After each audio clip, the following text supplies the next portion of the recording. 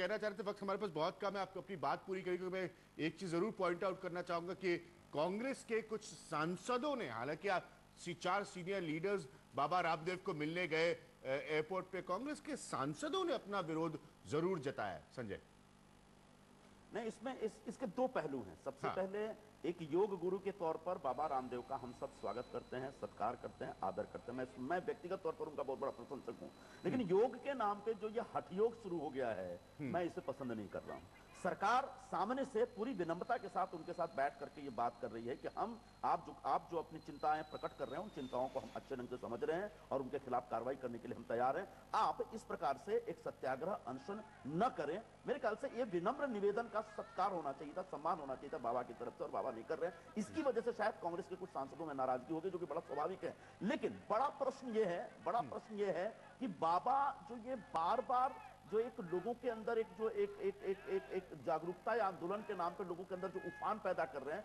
उससे और कुछ नहीं होगा। इस देश की जो बनी बनाई व्यवस्था है, जो एक सही दिशा में काम करने वाली व्यवस्था है, उस व्यवस्था के ऊपर चोट पहुंच सकती है। 1 करोड़ लोग अनशन पे बैठेंगे, 10,000 लोग या 1 लाख लोग साहब, आप सहमत हैं कि ये परेशानी एक दिन आपको भी उठानी पड़ सकती है रूडी साहब, कि इस तरह से अगर कोई समानांतर व्यवस्था, अगर तमाम व्यवस्थाओं को चुनौती जो निरुपम साहब कह रहे हैं? देखिए, सवाल है कि आज कांग्रेस कटघरे में खड़ी है और बाबा का जो अभियान है वो सीधे तौर पर भ्रष्टाचार के खिलाफ है और जो विदेशों में काला धन जमा है उसके खिलाफ है।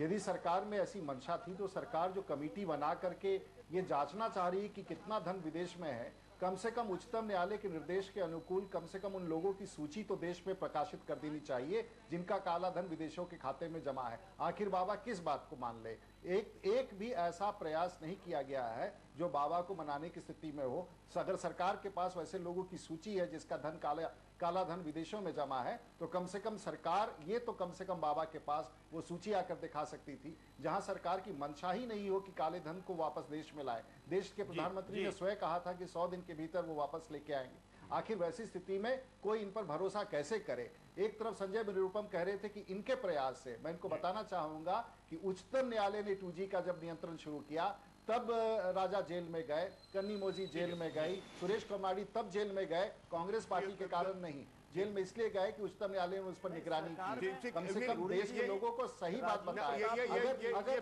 अगर तहकीकात में आपके मंत्री और आपके सांसद जेल जा रहे हैं तो उसका क्रेडिट लेने का प्रयास मत करें। ठीक है, ये बहस एक अलग दिशा में चलेगी। मेरे पास रामदेव बाबा हो या फिर अन्ना हजारे हो, ऐसी परिस्थिति क्यों आई है कि जो अभियान राजनीतिक पार्टियों को चलाना चाहिए था, कहीं ना कहीं वो ये अभियान इनके हाथ में जा रहा है।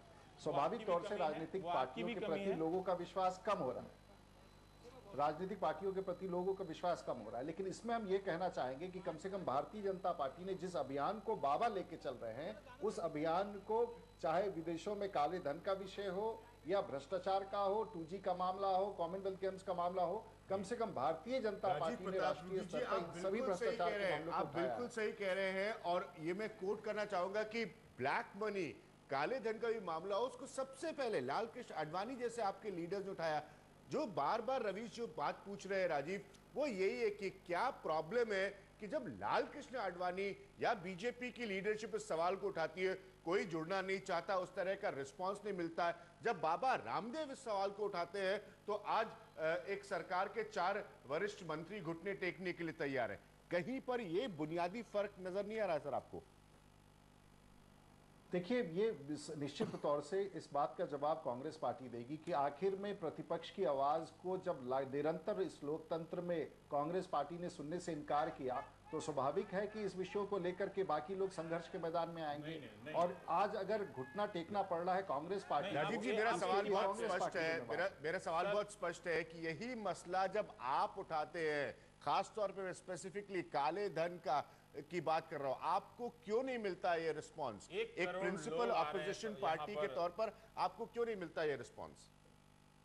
देखिए, बात बिल्कुल सही है कि कहीं ना कहीं पूरे पॉलिटिकल व्यवस्था पर लोगों का विश्वास उठ रहा है और जिसके कारण चाहे उसके कारण जो भी हो कि कई बार इन विषयों को उठाने पर कई बार वो रिस्पांस नहीं मिलता है। लेकिन राजनीतिक पार्टी की हैसियत से, राजनीतिक पार्टी के रूप में हम निरंतर इन सभी विषयों को लेकर के, चाहे वो महंगाई हो कांग्रेस के शासन के दौरान, चाहे वो भ्रष्टाचार हो, चाहे विदेशों में काला धन हो, भारतीय जनता पार्टी इन सभी विषयों को लगातार उठाया है। देश की जनता के ऊपर निर्भर करता है कि वो किस दिशा में और क्या सोचती है। और हम प्रसन्न है कि चाहे अन्ना हजारे हो और चाहे बाबा रामदेव हो, उसी विषय को लेकर चल रहे हैं जिसको भारतीय जनता पार्टी निरंतर संजय, आप उठाती रही है। आखिरी जवाब आपके लिए कम समय में। संजय जी, आप कुछ कहना चाह रहे थे?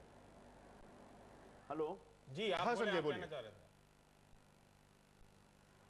अभिज्ञान, मैं एक दो बातें कहूंगा, थोड़ा सा सुनिएगा ध्यान से।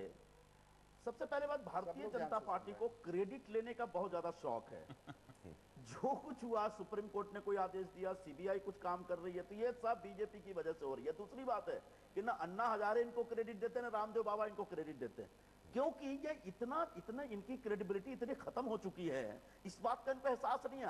आज रामदेव बाबा जो 400 लाख करोड़ रुपए के एक काला धन की बात कर रहे हैं, जो कि किसी इंटरनेशनल एजेंसी ने कहीं से ढूंढ के निकाला, पता नहीं कितना सही कितना फर्जी आंकड़ा है, वो सब 2000 से लेकर 2008 के बीच की बात हो रही है। यानी कहीं ना कहीं 4 साल इनकी भी सत्ता थी, इस बात को भी याद रखने की आवश्यकता है। जी, अब समय कम है, लेकिन बाबा रामदेव ने आपको भी क्रेडिट नहीं दिया, अगर बीजेपी को नहीं दिया है। अब समय कम है, हमें रोकना पड़ेगा इस बहस को, यही खत्म कर